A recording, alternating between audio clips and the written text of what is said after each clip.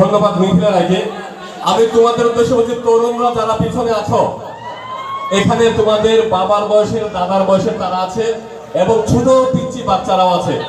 তারা কিন্তু তোমাদের সাথে পারবে না কষ্ট সহ্য করতে। কাজে কাজে সাধ থাকলে কিন্তু আমাদের সাধ্য নাই, ইচ্ছা করলেই যে কোনটা করা যায় না, আমাদের অনেক কিছুই সম্ভব হয় না।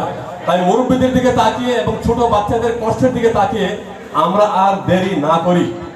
এই পর্বে আমরা আমাদের এই শৈলীন সঙ্গীত একাডেমির প্রধান উপদেষ্টা জনাব রব সাহেবের কাছে আমি অনুমতি নিব।